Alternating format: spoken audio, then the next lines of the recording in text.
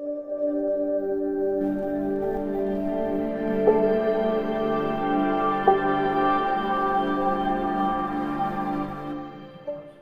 है, तो अब हम पढ़ते हैं अम्ल व क्षार के प्रकार। अम्ल व क्षार कितने प्रकार के होंगे? दो प्रकार के होंगे। ठीक है, जो एक होगा वो प्रबल अम्ल होगा और दुर्बल अम्ल, और प्रबल क्षार और दुर्बल क्षार होगा। अब देखते हैं कि जो प्रबल अम्ल होगा उसका क्या कारण है और प्रबल क्षार का क्या कारण है। ठीक है, तो अपन ने अभी देखा था क्या, एक पीएच स्केल देखा था अपन ने, है ना। इस पीएच स्केल में अपन ने देखा था कि जो 0 पे होगा उसमें H+ आयन की सांद्रता क्या होगी? सबसे ज्यादा होगी। जबकि जो 14 होगा उसमें H+ आयन की सांद्रता क्या होगी? सबसे कम होगी। अब जैसे इधर जाते जाएंगे तो H+ आयन की सांद्रता क्या होती जाएगी?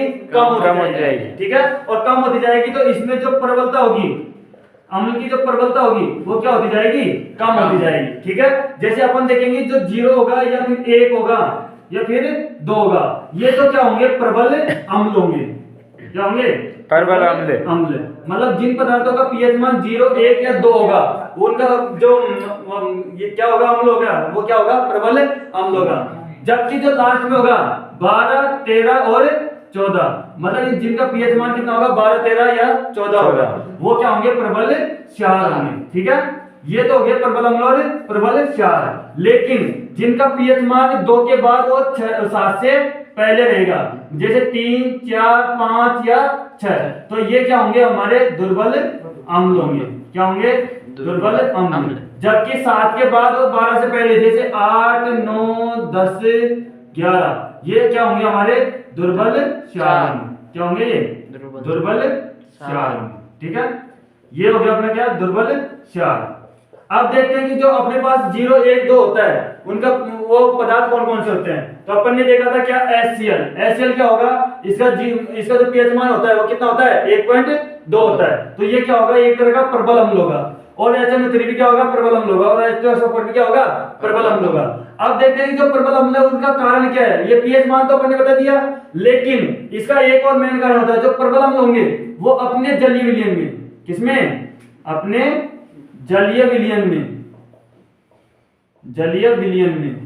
जल्दी से क्या देंगे? ये H+ आयन देंगे, जल्दी से H+ आयन देते हैं। ठीक है, जबकि जो दुर्बल अम्ल होंगे वो क्या नहीं देंगे? जल्दी से H+ आयन नहीं देंगे।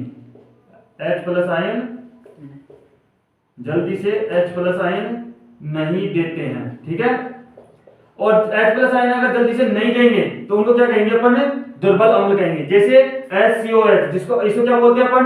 फॉर्मिक अम्ल बोलते हैं। क्या बोलते हैं? फॉर्मिक अम्ल। या फिर इसी को क्या बोलते हैं अपन? मेथेनोइक अम्ल बोलेंगे। क्या बोलेंगे? मेथेनोइक अम्ल। आप लोगों ने नाम सुना होगा नेटल पादप व चींटी का डंक, है ना। उनमें कौन सा अम्ल पाया जाता है? ये फॉर्मिक अम्ल पाया जाता है। दूसरा होता है अपने पास CH3COH। क्या होता है? CH3COH, ये भी क्या होता है? दुर्बल अम्ल होता है। इसको अपन बोलते हैं एसिटिक अम्ल। क्या बोलते हैं? एसिटिक अम्ल बोलते हैं। या फिर इसी को बोलते हैं अपन एथेनोइक अम्ल बोलते हैं। क्या बोलते हैं? एथेनोइक अम्ल। ये जो होता है ये किसमें पाया जाता है? सिरका में पाया जाता है। किसमें पाया जाएगा? ये सिरका में। जबकि जो फॉर्मिक अम्ल होगा वो किसमें पाया जाएगा? चींटी के डंक में पाया जाएगा। चींटी के डंक या नेटल पादप के डंक में पाया जाएगा। ठीक है, डंक में। अब देखते हैं अपने पास जो प्रबल क्षार होगा वो क्या देगा? जल्दी से OH- आयन देगा। अगर जल्दी से क्या देगा? ये OH- आयन देगा, तो इनको क्या कहेंगे अपन? क्या कहेंगे? प्रबल क्षार कहेंगे। जैसे अपने पास NaOH और KOH क्या होता है? प्रबल क्षार होता है। जबकि जो दुर्बल क्षार होगा वो जल्दी से क्या नहीं देगा? OH- आयन नहीं देगा। और जल्दी से OH- आयन नहीं देगा तो उसे क्या कहेंगे अपन? दुर्बल क्षार कहेंगे। जैसे अपने पास CaOH का अल्कोहल, कैल्शियम हाइड्रोक्साइड और मैग्नीशियम हाइड्रोक्साइड। इस मैग्नीशियम हाइड्रोक्साइड को अपन एक नाम से और पुकारते हैं क्या? Milk of magnesia. Milk of magnesia. ठीक है, मैग्नीशिया। ये क्या करता है? अपने पास जब एसिडिटी हो जाती है, अपने पेट में जब एसिडिटी हो जाएगी तो एसिडिटी को कम करने के लिए कौन सा उपयोग लेते हैं अपन?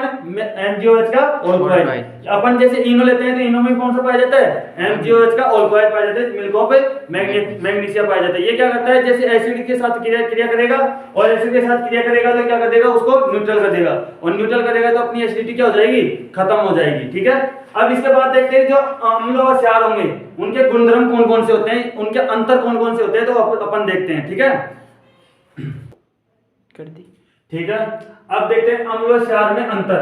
जो अम्ल होगा और क्षार में क्या क्या अंतर होता है वो अपन इसके माध्यम से देखते हैं। ठीक है, तो अपन ने पहले देखा कि जो अम्ल होता है वो क्या देता है हमेशा H+ आयन देता है, जबकि क्षार क्या देगा OH- आयन देगा। ये तो अपन ने क्या किसमें देख लिया था, परिभाषा में देख लिया था।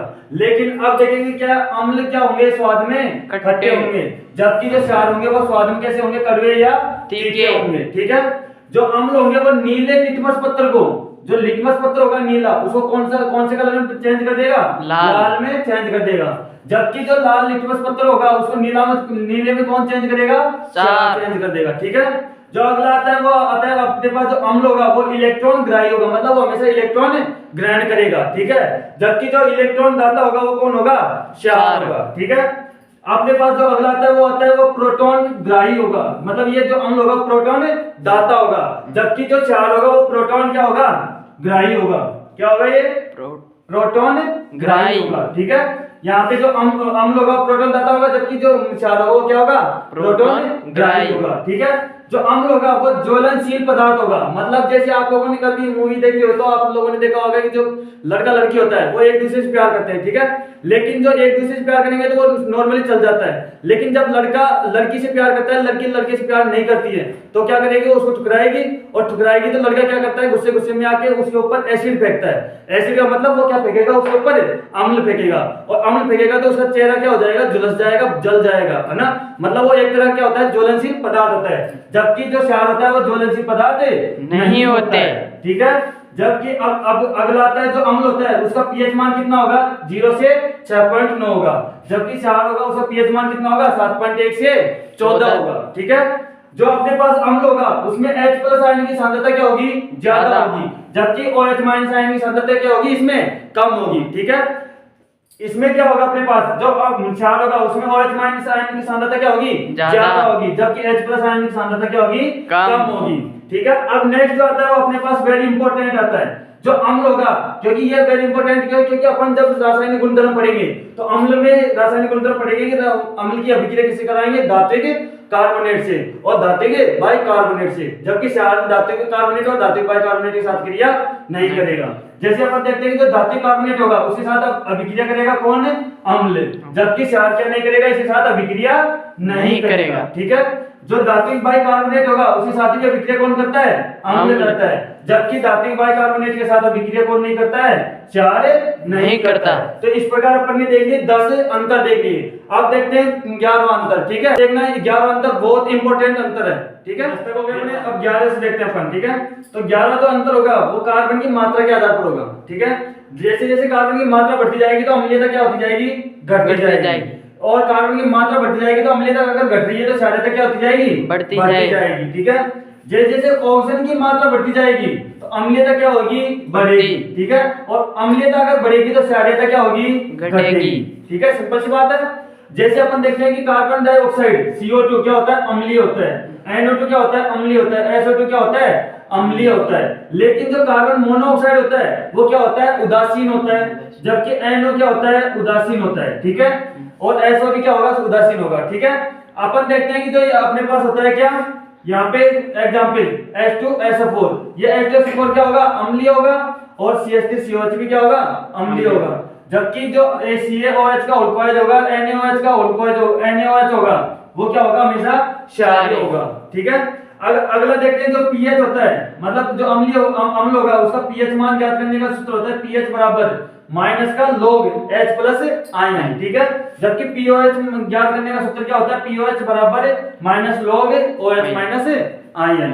ठीक है, अगला देखते हैं जो लास्ट होता है अपने पास होता है वो अम्लीयता की ऑक्सीजन की मात्रा के आधार पर। ठीक है, जो ऑक्सीजन की संख्या होगी, जैसे जैसे ऑक्सीजन की संख्या होगी तो अम्लीयता क्या होगी, बढ़ेगी, अम्लीयता क्या होगी, बढ़ेगी, और जो ऑक्सीजन की अगर मात्रा घटेगी तो अम्लीयता क्या होगी, घटेगी। ठीक है, मतलब ये क्या होता है, इसके डायरेक्टली प्रोपोर्शनल होता है, मतलब इसके समानुपाती होगा। समानुपाती होगा तो अम्लीयता बढ़ेगी तो ऑक्सीजन की मात्रा बढ़ेगी, अगर ऑक्सीजन की मात्रा घटेगी तो अम्लीयता क्या होगी, घटेगी। और यहाँ पे अम्लीयता जो होती है वो कार्बन की मात्रा क्या होती है, व्युत्क्रमानुपाती होती है, इनडायरेक्टली प्रोपोर्शनल होती है। और इनडायरेक्टली प्रोपोर्शनल होगी तो कार्बन की मात्रा बढ़ने पर अम्लीयता क्या होगी, घटेगी, जबकि कार्बन की मात्रा घटने पर अम्लीयता क्या होगी, बढ़ेगी। ठीक है, अब इसका अपोजिट यहाँ पे कर देते हैं अपन। यहाँ पे जैसे करेंगे कि जो क्षारीयता होगी वो ऑक्सीजन की मात्रा क्या होती है, इनडायरेक्टली प्रोपोर्शनल होती है, और इनडायरेक्टली प्रोपोर्शनल होगी तो ऑक्सीजन की मात्रा बढ़ने पर क्षारीयता क्या होगी, कम होगी, जबकि ऑक्सीजन की मात्रा घटने पर क्षारीयता क्या होगी, बढ़ेगी। ठीक है, और जैसे जैसे क्षारीयता की मात्रा अपन कार्बन की मात्रा के आधार पर देखते हैं, क्षारीयता अपन कार्बन की मात्रा के आधार पर देखते हैं तो ये क्या होता है, डायरेक्टली प्रोपोर्शनल होता है, मतलब समानुपाती होता है। और समानुपाती होगा तो कार्बन की मात्रा बढ़ने पर क्षारीयता क्या होगी, बढ़ेगी, और कार्बन की मात्रा घटने पर क्षारीयता क्या होगी, घटेगी। ठीक है, इस प्रकार अपन ने क्या देख लिया, अम्ल व क्षार के भौतिक गुणधर्म अंतर के रूप में देख लिए। ठीक है, अब देखेंगे अपन इसका रासायनिक गुणधर्म, किसका, अम्ल और क्षार का। तो बने रहिए मेरे साथ, आगे देखते हैं।